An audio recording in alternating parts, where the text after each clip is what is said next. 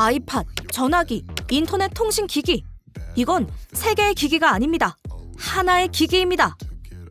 2007년 1월, 스티브 잡스는 세상을 바꿔놓을 제품을 소개했죠.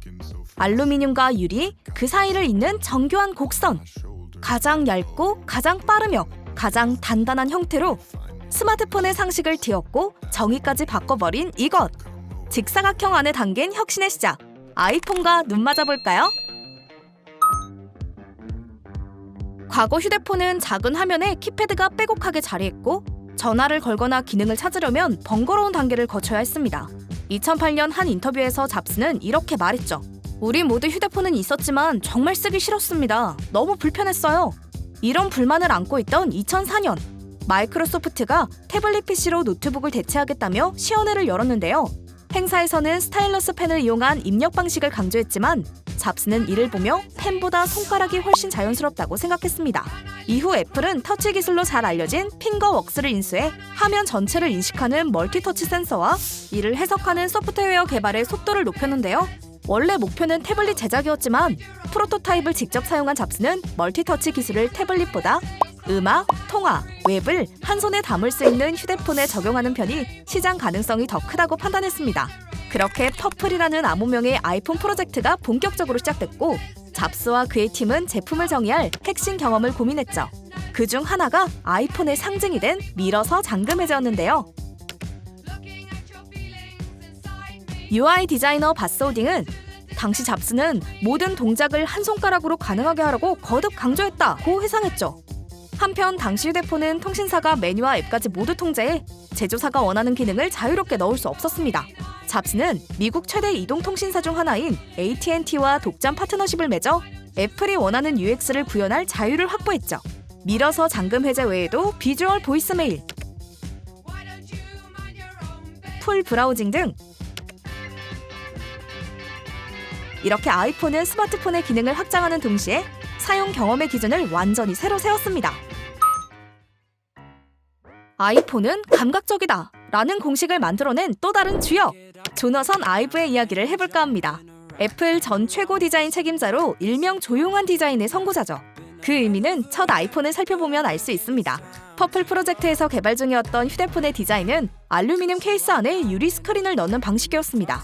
하지만 어느 날 잡스가 아이브를 찾아와선 지금까지 준비했던 디자인이 별로여서 잠을 한숨도 못 잤다고 얘기하는데요. 이 말인즉슨 9개월간 진행한 디자인을 갈아엎으라는 것. 그러나 아이브는 잡스의 디자인적 사고를 단번에 이해했습니다. 아이폰은 멀티터치 인터페이스 기반의 디스플레이가 중심이어야 하는데 기존 디자인은 이러한 매력을 살리지 못했기 때문입니다.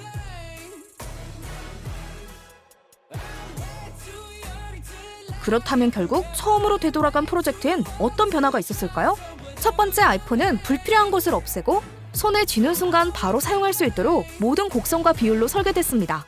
또한 전체를 덮은 유리 화면과 단 하나의 버튼이 있던 전면과 달리 후면은 알루미늄과 플라스틱이 섞인 투톤 구조를 갖췄죠.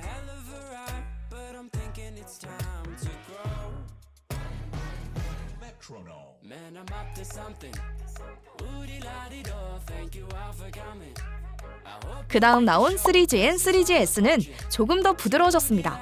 유광 플라스틱 소재의 후면은 곡선이 더 강조됐고 손에 감기는 느낌을 더 높였죠.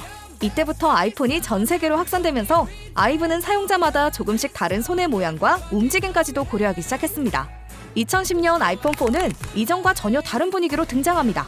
강화 유리 전후면, 정제된 직선, 메탈 프레임. 해당 프레임은 장식이 아니었다는 점에서 인상 깊은데요. 기능적으로 안테나 역할을 겸했지만 한때 안테나 게이트로 인해서 논란을 빚기도 했습니다. 그리고 디자인 정점을 찍은 아이폰 5.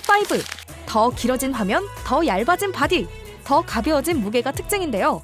모서리는 다이아몬드 커팅으로 깔끔하게 정리됐고 골드와 스페이스 그레이 같은 컬러들로 디자인적 요소까지 잡았습니다. 이뿐만 아니라 아이브는 디자인은 단지 외형이 아니라 작동 방식까지 포함된다고 보았기 때문에 외관 디자인과 iOS의 완벽한 조화까지 선보이며 애플 역사상 디자인적으로 가장 완벽한 결과물을 탄생시켰습니다.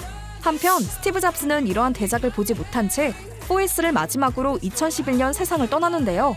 그 이후의 아이폰은 크고 작은 변화들을 피할 수 없었습니다. 새로운 CEO, 팀쿡 체제의 새로운 아이폰은 커진 화면, 다양화된 모델로 더 넓은 시장을 겨냥하죠.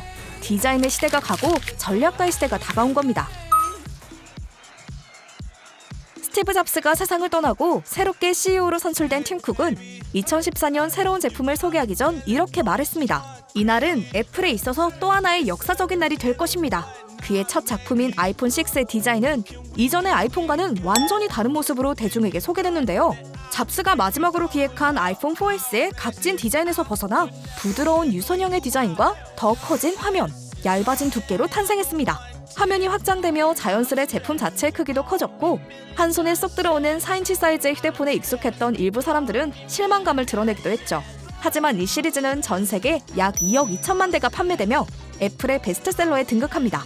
아이폰 6 시리즈 이후 애플은 가장 많은 매출을 올릴 수 있는 중국과 인도 시장 진출을 위해 대화면 전략을 앞세운 디자인을 선보이는데요. 화면 전면을 화면으로 사용하기 위해 홈 버튼을 제거하고 노치 디자인과 같이 최초의 베젤리스 디스플레이를 적용한 아이폰 X 시리즈가 대표적인 제품이라고 할 수 있습니다. 전면을 키우는 걸로 만족할 애플이 아니죠. 카메라의 성능을 높이기 위해 아이폰 11부터 무려 3개의 카메라 렌즈를 후면에 삽입해 카메라 모듈 부분이 이전보다 훨씬 커지게 됩니다. 그 이후에 아이폰은 디자인의 큰 틀을 유지하면서 작은 디테일에 변화를 주는 형태로 전개됩니다.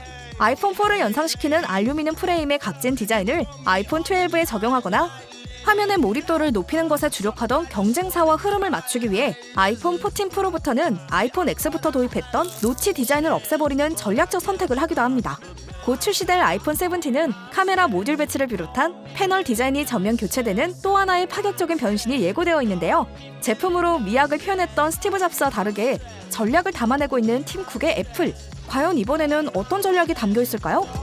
스티브 잡스가 아이폰을 세상에 처음 꺼내놓았던 순간부터 조너선 아이브가 설계한 곡선의 철학, 그리고 팀 쿡 체제 아래 달라진 전략까지 아이폰의 디자인과 혁신 과정을 함께 짚어봤는데요.